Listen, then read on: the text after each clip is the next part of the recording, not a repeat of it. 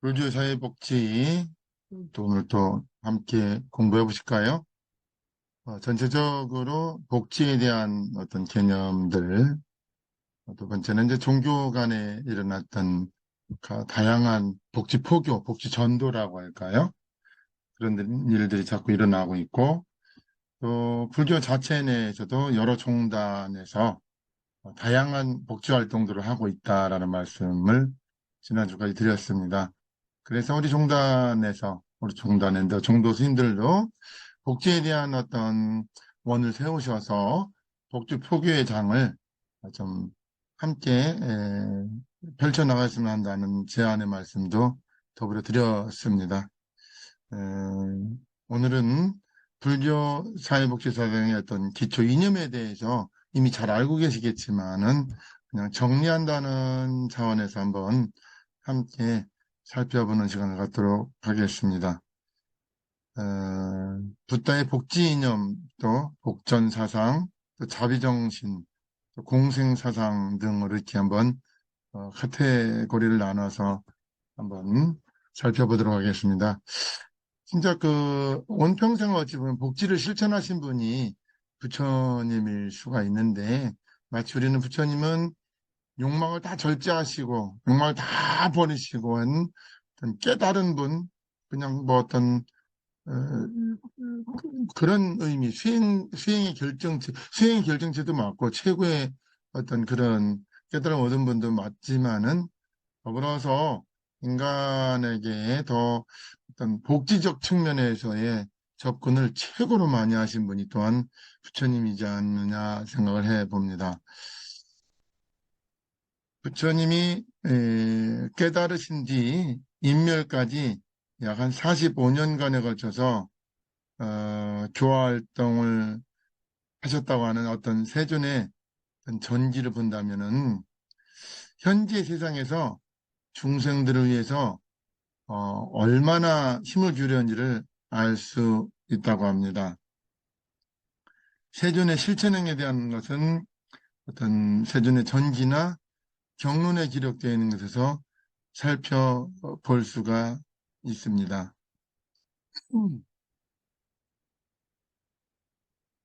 글자가 이제 대기설법이라고도 볼 수 있죠. 복지 이념을. 대기설법은 응병여약이라고도 하던가요?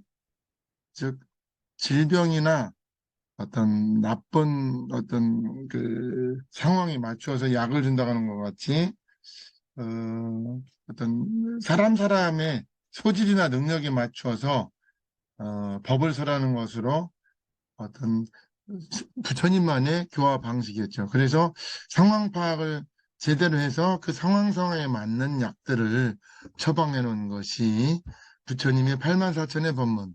그래서 왜 84,000의 법문이 있느냐? 84,000가지의 약방, 처방이 있느냐?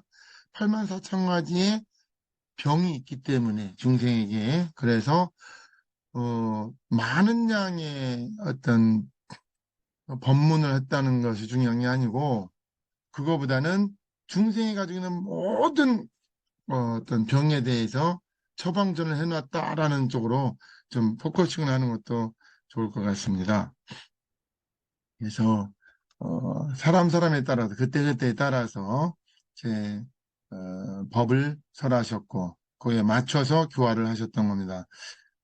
사회복지도 마찬가지로 돈이 많은 사람, 욕심이 많은 사람, 성질이 급한 사람, 또 넉넉한 사람, 마음이 또 좀 여유로운 사람, 음, 급하지 않은 사람, 각각의 사람에 맞춰서 법을, 복지를 함께 실천해야 하고 함께 구현할 수 있도록 하는 것이 복지이지 않을까 생각합니다. 이렇게 볼 때 세존의 설법의 특징인 대기설법이라는 것은 사실은 그 대중을 상대로 하는 것보다는 1대1의 대면 관계로서의 어떤 법담의 성격이 더 강하다고 볼 수 있는 겁니다. 아까 말씀드렸다시피 84,000가지의 병이 있기 때문에 84,000가지의 법문이 이루어진 이유. 수많은 사람들의 각각의 병에 맞추어서 처방전이 예, 제공되어 있는 상황이라고 보시면 될까요?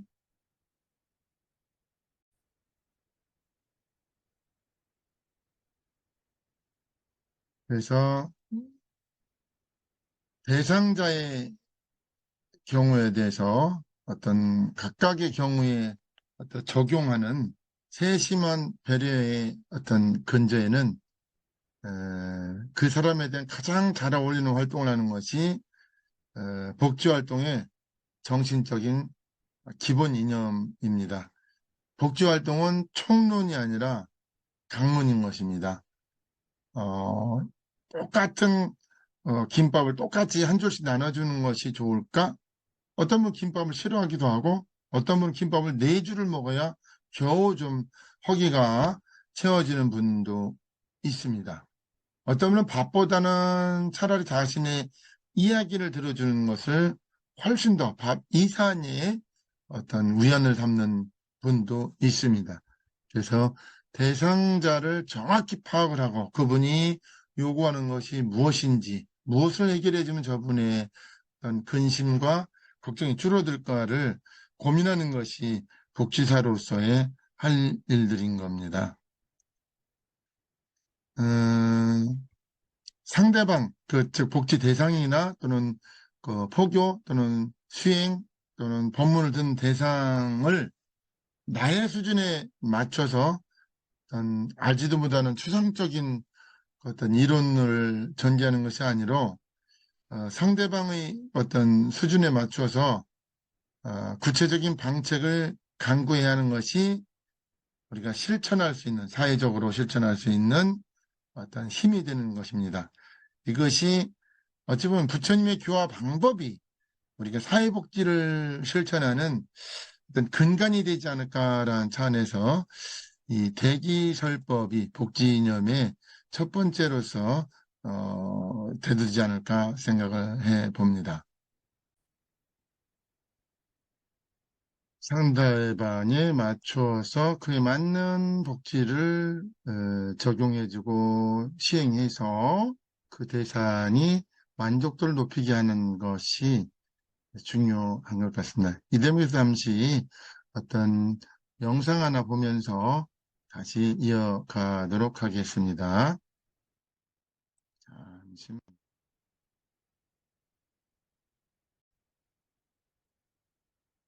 어느 요양병원 할머니의 편지. 늙은 부모가 귀찮아 돈 몇 푼이면 해결된다는 안일한 생각에 보내지는 부모님의 슬픈 얼굴을 자세히 들여다보는 자식들이 얼마나 될까요?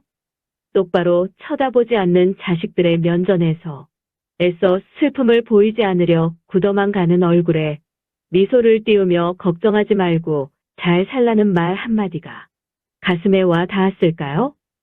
아래 글은 할머니의 글이지만 우리 모두의 현재이거나 미래라고 생각됩니다. 어느 작은 요양병원에서 한 할머니가 돌아가셨습니다. 간호사들이 조촐한 할머니의 짐을 정리하다가 이 편지를 발견하게 되었습니다. 편지의 내용에 감동받은 간호사들이 이 편지를 복사하여 모든 간호사들에게 전달하였습니다. 한 간호사는 이 편지를 정신건강협회 뉴스지에 크리스마스판 신문에 실리게 하였습니다. 단순하지만 마음을 움직이는 이 편지는 동영상으로 만들어져 소개되었고 인터넷을 통해 전 세계로 전해졌습니다. 오늘 그 편지를 소개합니다. 간호사님들, 무엇을 보시나요? 댁들이 저를 볼 때 무슨 생각을 하시나요? 현명하지 않고 변덕스런 성질과 초점 없는 눈을 가진 투정이나 부리는 늙은 노인으로 보이겠지요. 음식을 질질 흘리고 대답을 빨리빨리 못하냐고 큰 소리로 말할 때면 전 정말 당신들이 좀 더 노력해 주기를 원했습니다. 당신들이 귀찮다고 주먹질을 할 때는 맞아가면서도 전 정말 안 움직이는 몸속에서 용기를 내어 헛손질로나마 싸우고 싶었던 것이랍니다. 댁들이 하는 일도 못 알아차리는 것 같이 보이고 양말이나 신발 한 짝을 항상 잃어버리는 늙은 노인으로 밖에는 안 보였나요? 저항하든 말든 목욕을 시킬 때도 설거지 통그릇만도 못하고 뱃돌만도 못한 내 몸뚱이에 눈물도 쏟아냈지만 흐르는 물에 감추어져 당신들 눈에는 보이지 않았겠죠. 음식을 나누어 먹는 것이 아닌 그냥 먹여주는 댁들의 눈에는 가축보다 못난 노인으로 비추어졌던가요? 댁들은 저를 그런 식으로 생각하시나요? 댁들은 저를 그런 식으로 보시나요? 제 팔에 든 수많은 멍자국들이 당신들 눈에는 도화지 위에 아무렇게나 그려놓은 망가진 보라색 도라지 꽃으로 보이던가요? 간호사님들, 그렇다면 이제 눈을 뜨고 그런 식으로 저를 보지 말아주세요.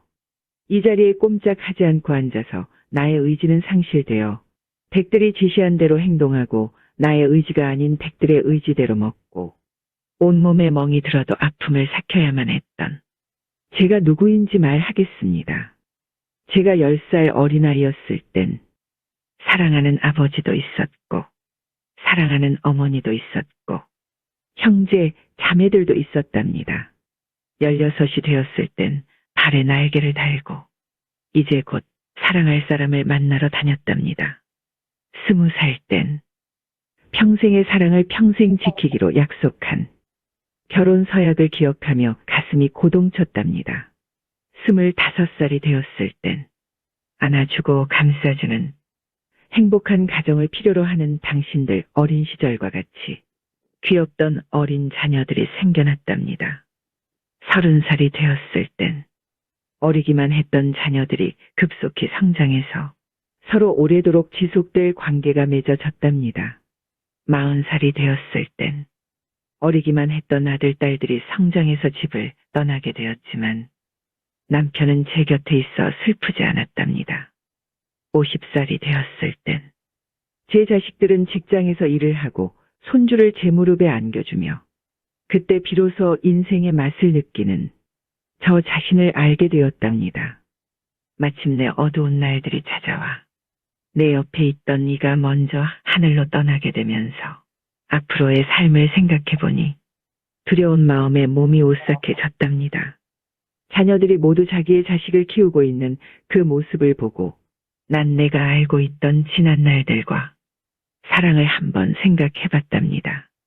저는 이제 늙은이가 되었는데 참으로 우습게도 늙은이를 바보처럼 보이게 만드는 것들을 보면서 세월은 참으로 잔인한 것 같다는 생각도 해봤답니다.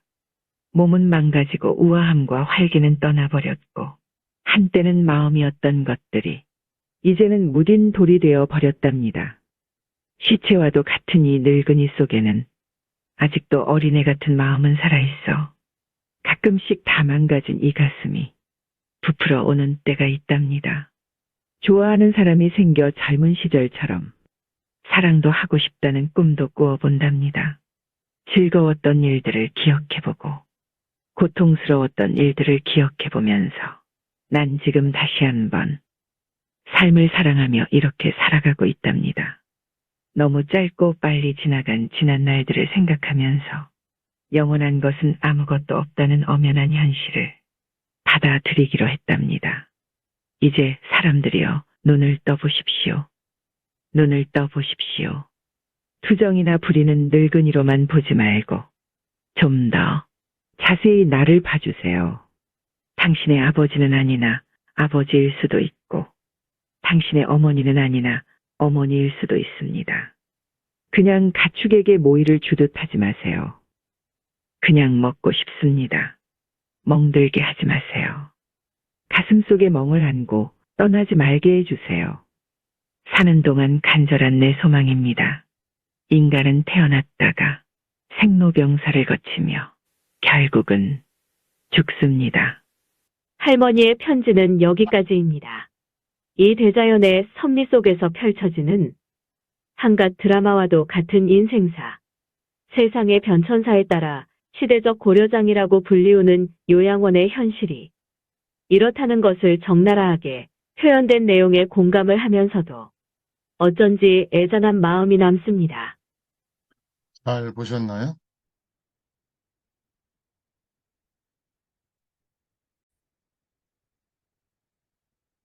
요양원에서도 어르신들을 내 수준에서 관리하기 편하게 막대하는 이런 일들을 방지하기 위해서 저는 가끔 이런 강의를 합니다. 공급자 중심이 아니고 서비스를 받는 사람 입장에서 모든 걸 이해하고 모든 걸 배려해야 되는데 어쩌면 이 사회가 공급자 중심의 사회가 되어가고 있고 그런 식으로 변질되어 있는 현실이 안타깝기만 합니다. 우리 이 수행자들도 스님들이 주는 어떤 그 법문이랄까요? 지도력에만 따라가라만 할 것이 아니고 과연 이 시대의 불자들, 이 시대의 불자가 아닌 사람들, 이 시대를 함께 살아가는 모든 사람들은 과연 보편적으로 무엇을 원하는지를 알아나가는 것이 나 자신의 수행자의 어떤 수행을 다시 한번 돌아보게 하고 새로운 포교의 방법들을 고민하게 하는 계기가 되지 않을까 생각을 합니다.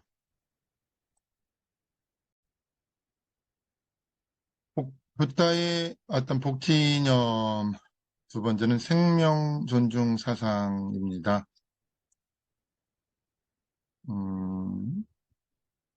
자비의 이타행은 당연히 이 생명 존중 사상으로 나타나고 있으며 세조는 인간뿐만 아니고 모든 생명에 이르기까지 동물 등 모든 생명에 이르기까지 모든 살아있는 존재들의 생명을 존중하라고 말씀하고 계십니다.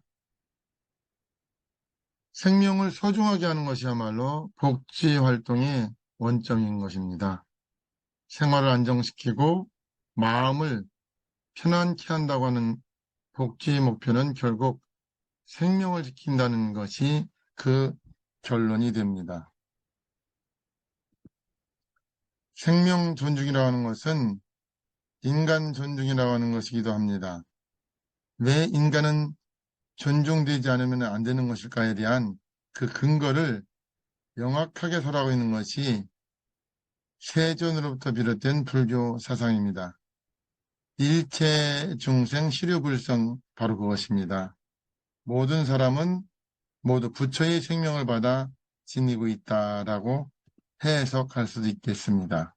그러므로 모두 똑같이 존중되지 않으면 안 된다.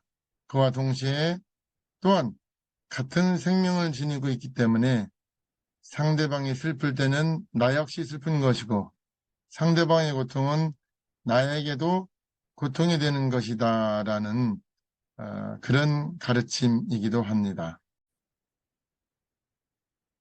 모든 생명을 존중한다. 모든 생명을 똑같이 존중한다.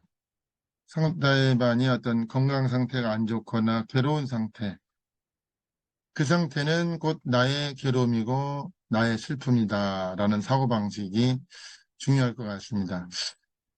지난번에도 말씀드렸지만 호주의 복지가 참 잘 돼 있다 말씀드렸어요.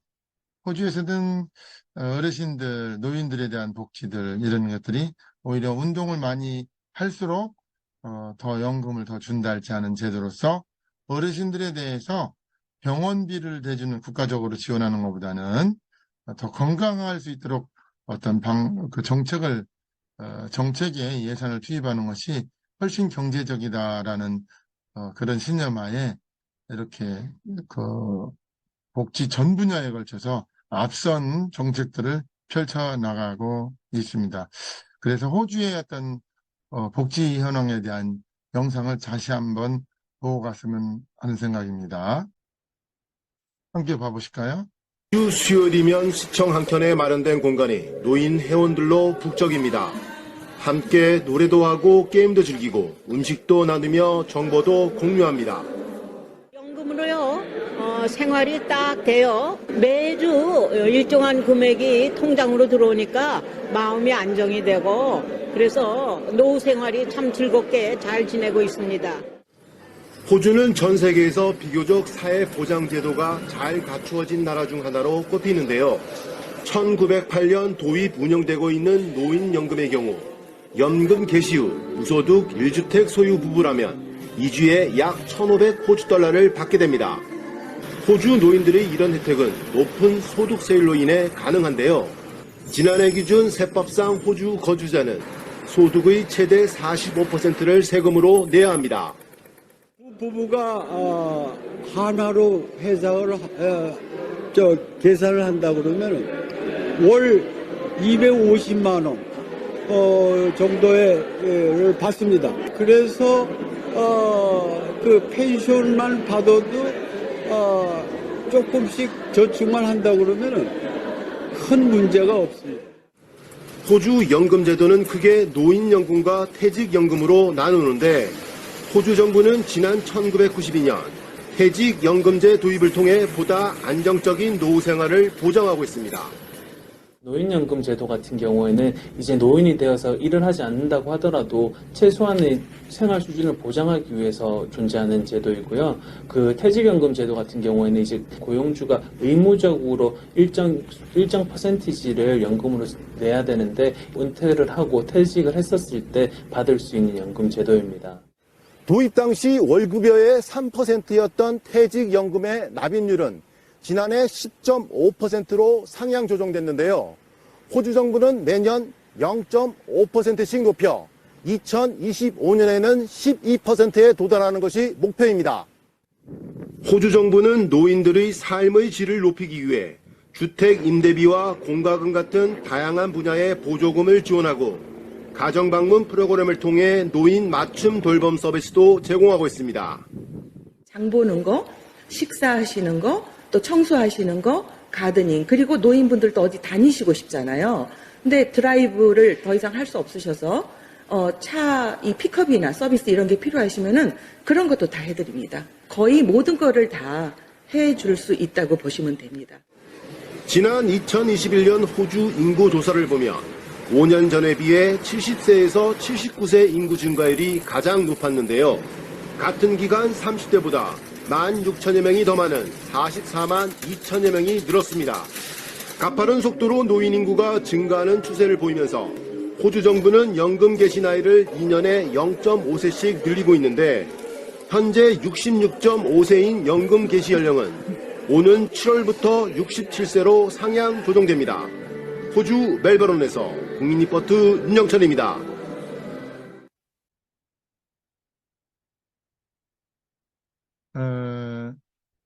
그러니까 누구나 다 똑같은 생명 가치를 가지고 있다. 그래서 누구나 다 존중받아야 된다라는 차원에서 볼 때 동체 대비라고 하나요? 그래서 공감할 수 있고 노인들이 편안해야 우리도 편하다. 또는 어린아이가 행복해야 우리도 행복하다. 하나라는 생각을 가지고 할 수 있는 정책들이 있는 것 같습니다. 하나라고 생각해야지만이 펼 수 있는 정책들이지 않을까 생각합니다. 마치 그냥 귀찮은 대상 취급한다면은 이 세밀한, 이렇게 디테일한 그 정책들이 나올 수는 없지 않을까 생각합니다. 그래서 불교 복지 활동의 이념은 어떤 동체 대비라는 평등 사상에서 기반한 어떤 그 복지 마인드가 저절로 펼쳐지는 거라고 생각을 합니다.